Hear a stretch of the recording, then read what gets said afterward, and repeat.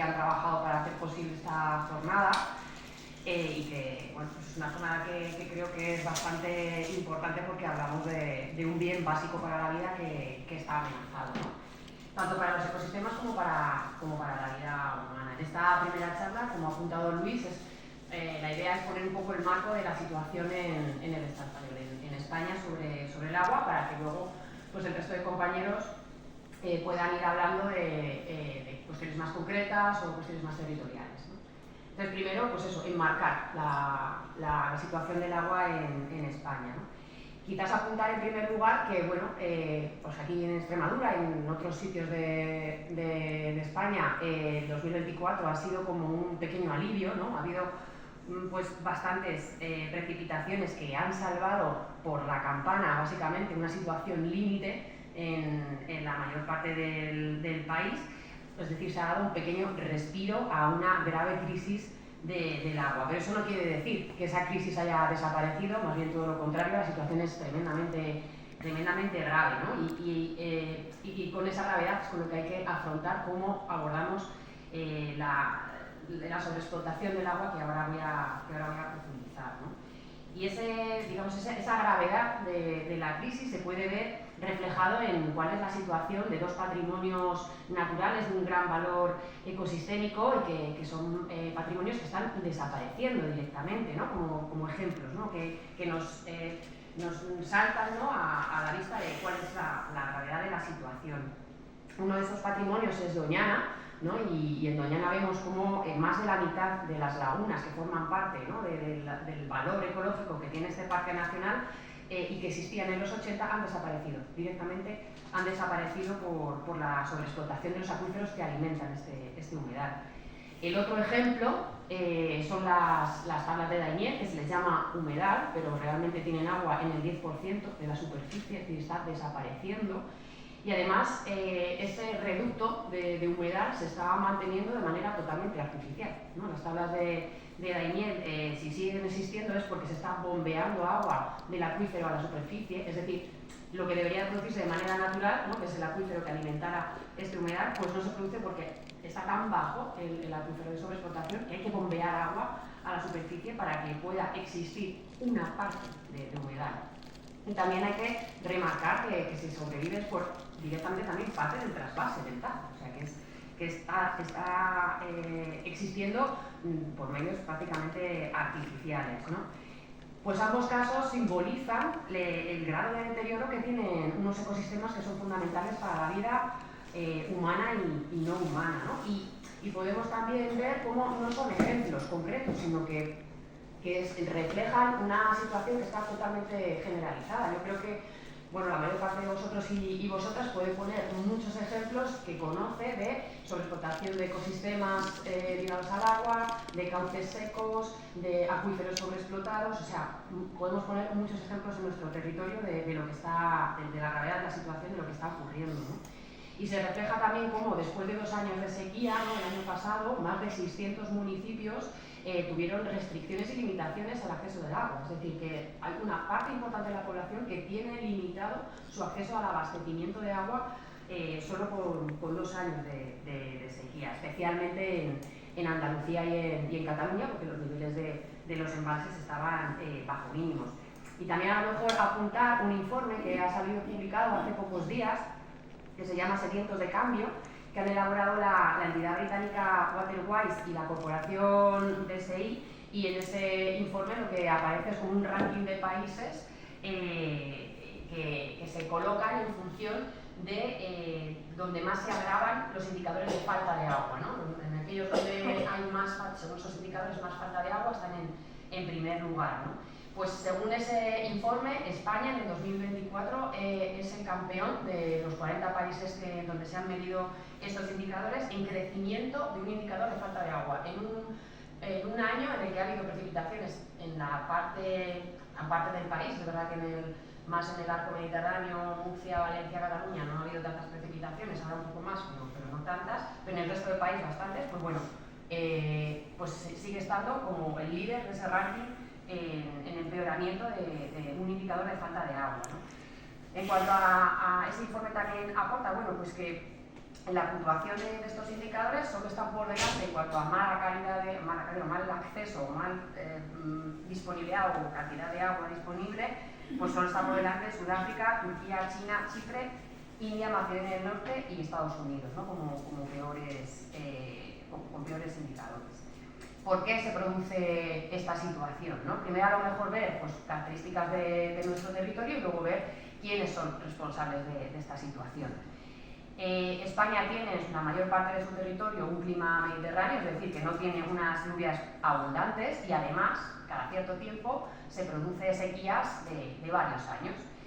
Y además, esta climatología se encuentra además más alterada por la aceleración de los efectos del calentamiento global y especialmente la alteración de las condiciones climáticas se produce por, fundamentalmente, un incremento fuerte de las temperaturas.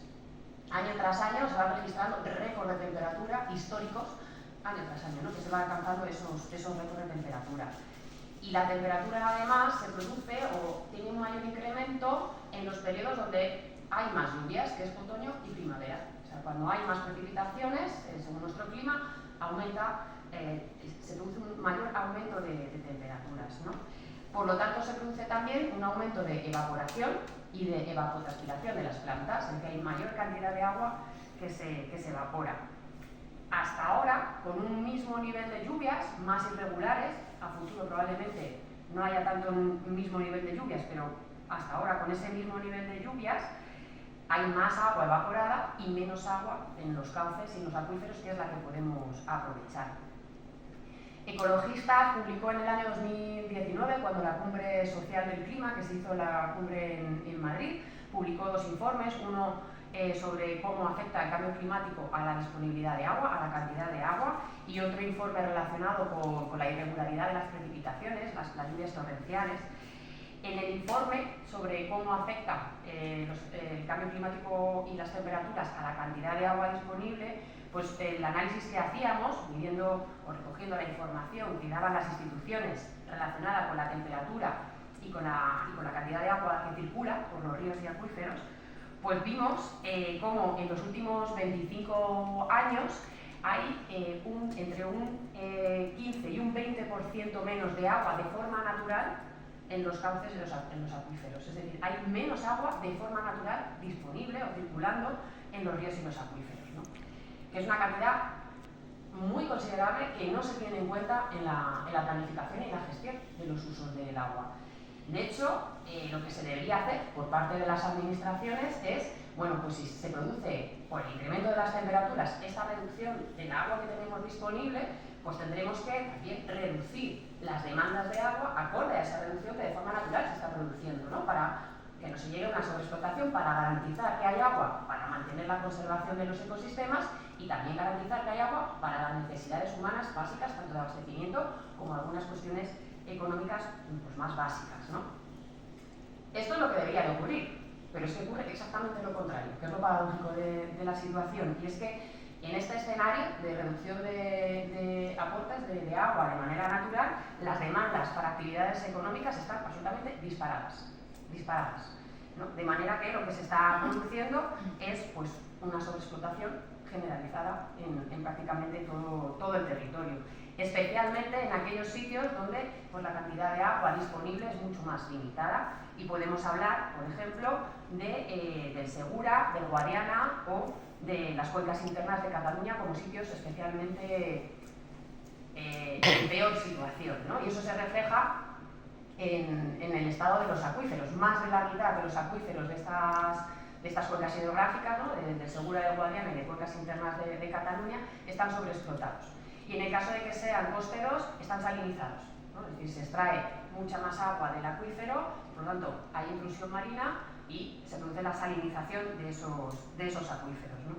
Pero si hablamos del campeón, de la región campeona en sobreexplotación de agua, en situación en que está peor, esta es la cuenca hidrográfica del Segura, ¿no? En esta región, algunos compañeros y compañeras que han ido midiendo, ¿no? el grado de inviabilidad ecológica, de cómo está ese territorio, ven, ¿no? midiendo el índice de explotación hídrica, que te va indicando pues eso, qué nivel de sobreexplotación tiene. Pues en el caso del Segura, este índice es más de 3 veces superior al valor que ya indica explotación importante de los acuíferos, es decir, triplica el valor que ya le está indicando que hay una elevada explotación de esas masas de agua. O sea, está en una situación, o sea, refleja, es un buen ejemplo que refleja cómo estamos translimitándonos totalmente los límites biofísicos. En este caso, en muy concreto, está absolutamente translimitado los límites biofísicos en el caso del Segura, ¿no? Y ahora, ¿quiénes son los responsables? ¿Qué actores hay que mirar para ver la responsabilidad de esta situación, esas enormes demandas de agua? Pues de manera local, es verdad que se pueden producir conflictos importantes de agua, pues por ejemplo, pues, con la instalación de macrogranjas, o por ejemplo, con operaciones urbanísticas, bueno, en lo que viene siendo la costa de Cataluña, todo lo que es el urbanismo y el turismo está produciendo situaciones bastante complicadas, ¿no?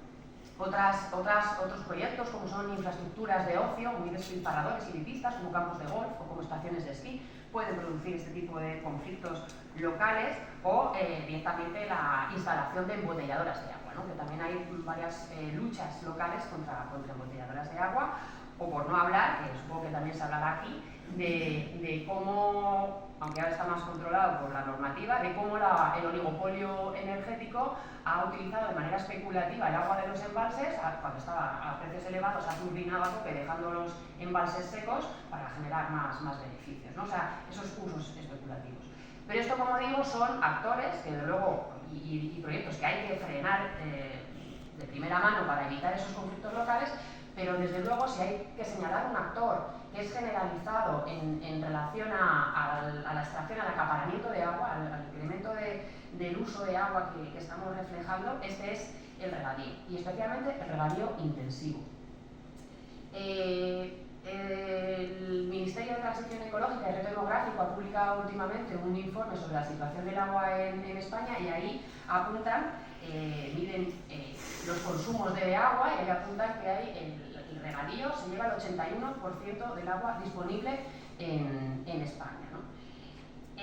Pero ahí también hay que sumar, o sea, ya es un gran acaparador de agua, pero es que además hay que sumar más cosas. Y es que en el caso del regadío, y ya digo, quiero señalar especialmente el regadío intensivo, hay que también tener en cuenta lo que llaman los retornos del agua. ¿Esto qué quiere decir? Que una vez que se usa el agua, ¿qué parte de ese agua usada vuelve otra vez al medio, ¿no? Por ejemplo, en el caso del abastecimiento, una gran parte del agua que se usa se vuelve al medio, más o menos en torno al 80-90% del agua que utilizamos en el abastecimiento, ducharnos, cocinar, vuelve al medio. En el caso de la agricultura, ese retorno es solo del 10%, es muy poquito, de manera que si sumamos el elevado consumo y el escaso retorno que tiene el uso del regadío, pues vemos que esa demanda de agua, ese acaparamiento de agua puede llegar a ser superior al 90%. O sea, el regadío intensivo se lleva más del 90% del agua disponible en España. Es el principal actor, principal responsable de esta situación. Y si vemos que también qué negocios están haciendo que no solo no crezca este regadío, sino que crezca muchísimo, podemos hablar, por ejemplo, de la extensión de las frutas tropicales en lo que viene siendo el sur de la península, el aguacate, que seguro que habéis escuchado cómo se está extendiendo en el sur de la península y está generando situaciones muy complicadas de sobreexplotación, o los frutos rojos en el entorno de Doñana, que directamente pues, está causando se está esquilmando directamente los acuíferos, y de hecho el año pasado, solo pues, con 2 años de sequía, ya estaba mostrando que es absolutamente inviable, o sea que no hay agua para sostener esos cultivos. Por lo tanto, se refleja esa inviabilidad, de luego ambiental, pero también social y económica, ¿no? Y más en el marco del calentamiento global, de la emergencia climática. Es que es absolutamente inviable, ¿no? Pero también otro de los, que yo creo que aquí se comentaba también más, ¿no? Otro de los factores que está haciendo crecer el regadío en la actualidad es la conversión de cultivos leñosos que han sido históricamente secanos a regadío.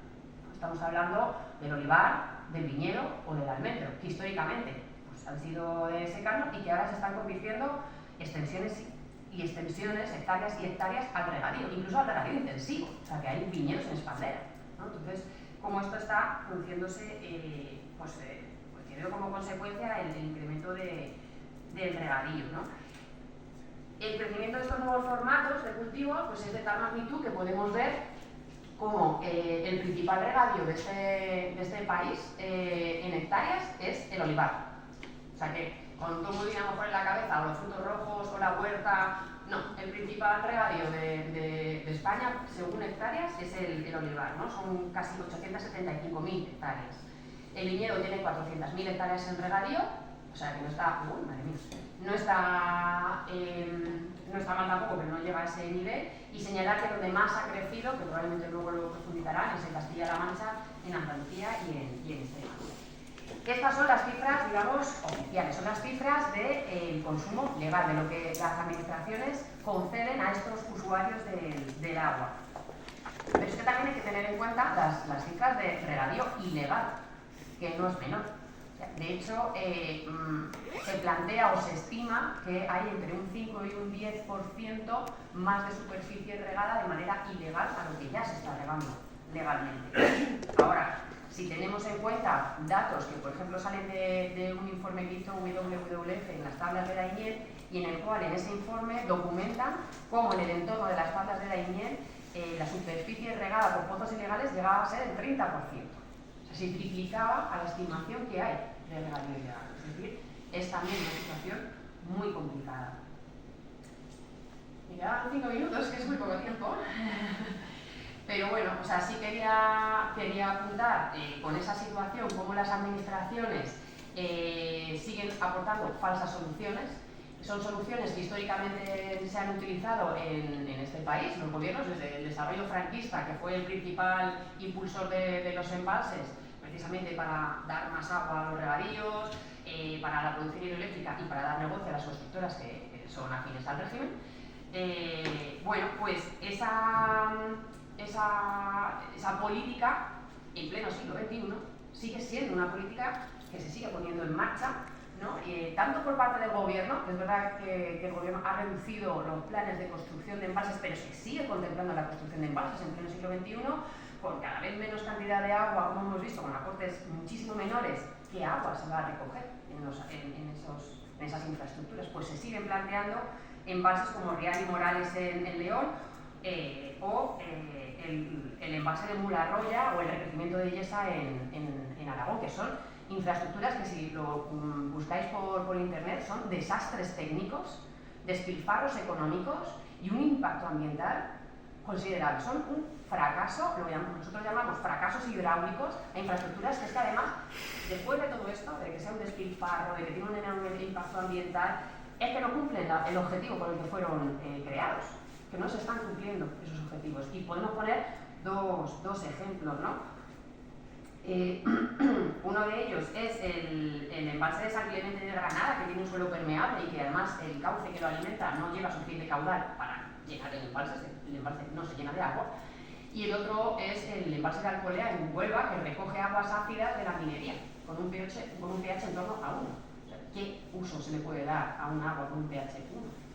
No tiene ningún sentido, además es que pone en riesgo la propia infraestructura, la propia construcción de la infraestructura. Bueno, pues este es el tipo de planteamientos que tenemos, y aún así la derecha y la extrema derecha intentan crear imaginarios en los cuales la gente piense que es que los embalses, la construcción de embalses sigue siendo necesaria, además que no se puede quitar ni uno más. Y se generó el bulo de la demolición de presas, no sé si fue el año pasado o hace 2 años, como para generar un estado de alarma social en el cual la gente defendiera los embalses porque nos estaban quitando las infraestructuras que nos daban agua, y además exigiera la construcción de más embalses, cuando es algo absolutamente falso. Falso que se eliminaran embalses que almacenaran agua que se está utilizando, y falso que necesitemos este tipo de infraestructuras. Absolutamente falso porque es una política que ha fracasado, ¿no? Y se demuestra que ha fracasado porque no nos está evitando llegar a situaciones límites con 2 años de sequía como fue el año pasado. Porque los embalses, como he dicho, ¿no? con las consecuencias del cambio climático y con la sobreexplotación, no están sirviendo de almacenamiento. Son como espacios casi de transferencia de agua, llega agua y se lleva para el regadío intensivo.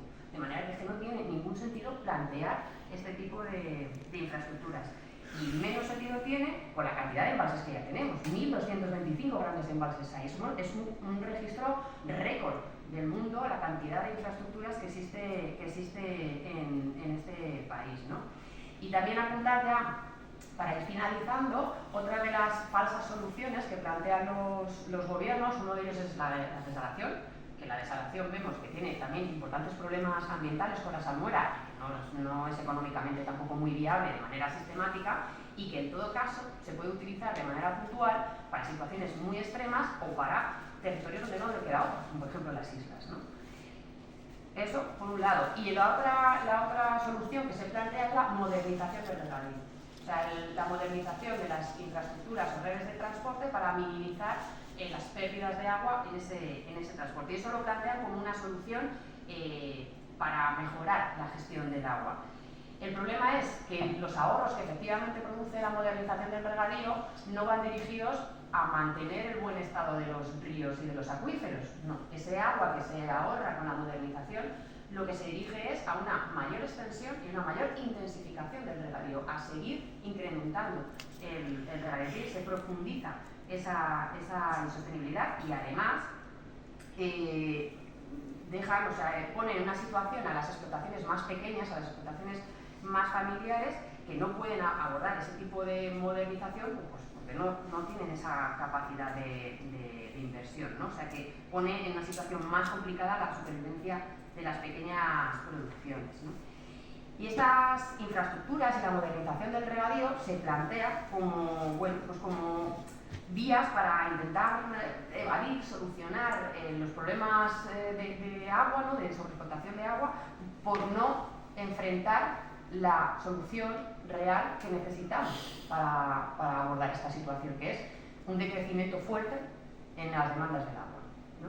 Y ella apunta dos claves que tiene, para terminar ya, dos claves que tiene la Mesa Social del Agua en Andalucía, que es un espacio en donde bueno, pues, se encuentran tanto organizaciones ecologistas, sindicales, agrarias, científicas y ciudadanas, pues aportan una serie de bueno, cómo podemos abordar esa reducción de las demandas del agua que puede tener un impacto social considerable. Pues por un lado, priorizando la eliminación de los regadíos más industriales, más intensivos, orientados a la exportación. Y podemos hablar de olivar y viñedo y almendro en regadío intensivo, ¿no? Vamos a empezar a reducir a partir de este tipo de explotaciones. Y por otro lado hablan del reparto social del agua, es decir, que garantizando el caudal ecológico de los ríos, es decir, que pudieran los acuíferos que puedan estar en situación sana, porque de su calidad depende que nosotros podamos abastecernos de agua, pues garantizando esa conservación de estos ecosistemas, garantizando también que existe agua para el abastecimiento humano, bueno, pues con el agua que queda, ¿a qué actividades económicas las repartimos, ¿no? Y, desde luego, la idea es priorizar pues, todas las explotaciones agroecológicas o pequeñas explotaciones que tienen menos impacto hídrico, ¿no? Como claves para pensar esto. Y ya para finalizar, también incorporar dentro de esa planificación de la reconversión del regadío, incorporar también cuestiones relacionadas con la situación en la que se encuentran los jornaleros y jornaleras de todas estas explotaciones, ¿no? Que se encuentran en situaciones semi-esclavitud, en donde viven en situaciones de violación sistemática de derechos humanos y cómo todo eso tiene que cambiar de manera absoluta junto con cómo se está explotando, cómo se está acaparando el agua, ¿no? Y esto como cuestiones que son medidas que se tenían que haber puesto en marcha hace mucho tiempo y que hay que poner en marcha de manera urgente si queremos realmente pues, afrontar una situación que es pues, de extrema gravedad en cuanto al agua que tenemos disponible directamente para la vida. Y ya, pues,